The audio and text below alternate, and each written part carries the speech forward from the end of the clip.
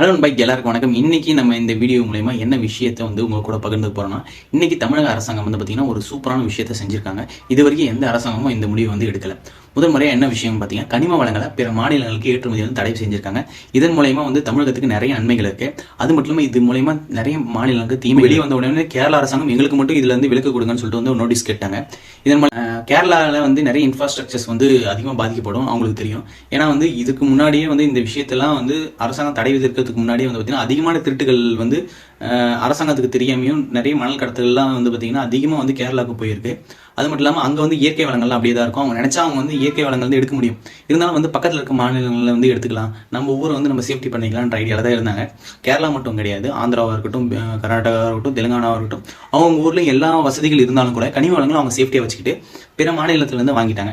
இதன் மூலயமா பார்த்தீங்கன்னா நம்மளை சுற்றி இருக்கிற 4 மாநிலங்களுக்குமே அதிக பாதிப்புகள் இருக்குது. ஏன்னா கர்நாடகாவாக இருக்கட்டும், தெலுங்கானாவாக இருக்கட்டும், ஆந்திர பிரதேஷாக இருக்கட்டும், கேரளாவாக இருக்கட்டும், எல்லாருக்குமே அதிகமான பாதிப்புகள் இருக்குது.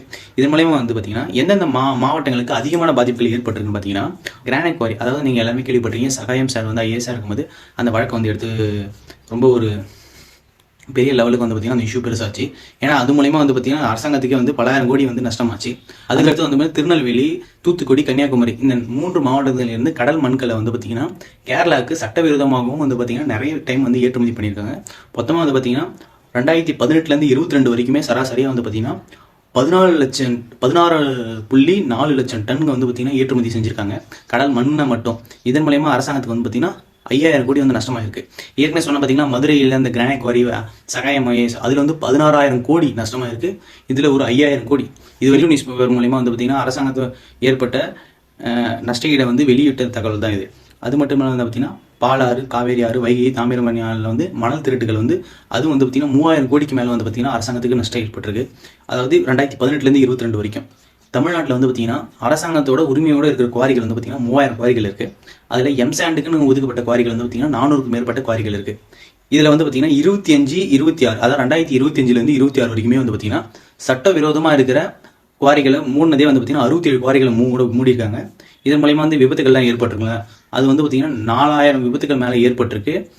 பலாயிரம் பேர்கள் இறந்துருக்காங்க. அதனால் 469 வாகனங்களை பார்த்தீங்கன்னா போலீஸ் சீஸ் பண்ணியிருக்காங்க.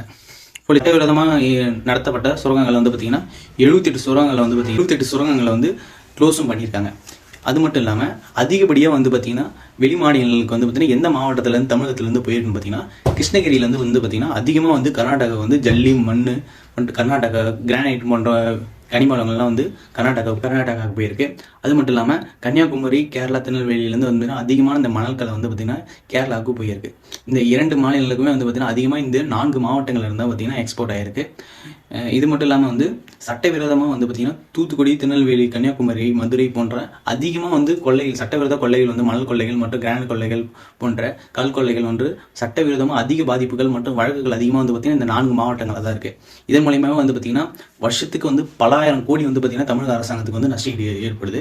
அது மட்டும் இல்லாமல் ஒரு நாளைக்கு தமிழ்நாட்டில் எத்தனை டன் யூனிட் பார்த்தீங்கன்னா எம்சாண்ட் போன்ற கனிம வளங்கள் தேவைப்படுதுன்னு பார்த்தீங்கன்னா 5.25 லட்சம் டன் பார்த்தீங்கன்னா தேவைப்படுது.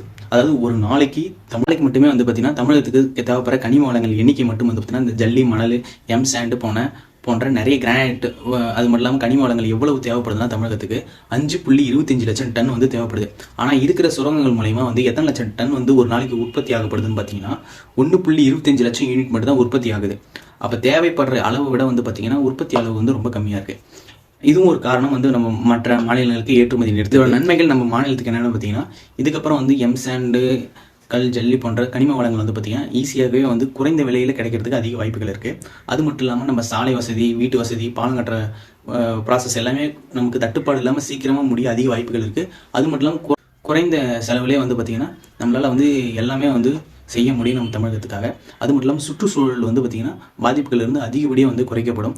இந்த விஷயத்தை பார்த்தீங்கன்னா 3 மாதங்களுக்கு மேலே நீட்டிக்கணும்னு சொல்லிட்டு நிறைய பொதுமக்கள் பார்த்தீங்கன்னா கோரிக்கை வச்சுருக்காங்க. இது மூலயமா பார்த்தீங்கன்னா கன்னியாகுமரி மக்களுக்கு தான் பார்த்தீங்கன்னா மிகப்பெரிய பாதிப்புலேருந்து மீண்டு வந்திருக்காங்க. ஏன்னா கன்னியாகுமரியில் அதிகமான பார்த்தீங்கன்னா பல கொள்ளைகள்லாம் நடந்துகிட்ருக்கோம். இது மூலயமா பார்த்தீங்கன்னா கனிம வள கொள்ளைகளும் குறையிறதுக்கு அதிக வாய்ப்புகள் இருக்குது. அது மட்டும் இல்லாமல் இது மூலயமா அரசாங்கத்துக்கு பார்த்தீங்கன்னா அதிகமான இன்கம் வர்றதுக்கு வாய்ப்புகள் இருக்குது. ஏன்னா அரியலூர், கெடா, திருச்சி போன்ற மாவட்டங்கள்லேருந்து கனிம வளங்களுக்கு வந்து பார்த்திங்கன்னா சுமார் ஒரு மாதத்துக்கு 500 கோடிக்கு மேலே வந்து பார்த்திங்கன்னா கனிம வளங்கள் மூலயமா வந்து அரசாங்கத்துக்கு வருதுன்னு சொல்லிட்டு பார்த்திங்கன்னா டேட்டா இருக்குது. அது மட்டும் இல்லாமல் இந்த வீடியோ மூலயமா நான் உங்ககிட்ட பகிர்ந்து விஷயம் இதான். ஏன்னா வந்து கனிம வள கொள்ளைகள் வந்து மூலயமா வந்து நிறைய பாதிப்புகள் தமிழகத்துக்கு ஏற்பட்டிருந்து. இப்போ தாவேகா அரசாங்கம் வந்து பார்த்திங்கன்னா ரொம்ப தெளிவாக வந்து பார்த்திங்கன்னா இந்த முடிவு எடுத்திருக்காங்க. இந்த முடிவை வந்து காலத்துக்கு ஏற்படுற மாதிரி வந்து நீட்டிக்கும் அதிக வாய்ப்புகள் இருக்குன்னு சொல்லியிருக்காங்க. இது மூலயமா வந்து பார்த்திங்கன்னா நிறைய நன்மைகள் இருக்குது தமிழ்நாட்டுக்கு சொல்லிட்டு இதை பற்றி நீங்கள் என்ன நினைக்கிறீங்கன்னு சொல்லிட்டு கமெண்ட்டில் தெரிவிங்க. அது மட்டும் இல்லாமல் இதே மாதிரி நிறைய தகவலை தெரிஞ்சுக்க என்னோட பயணிங்க.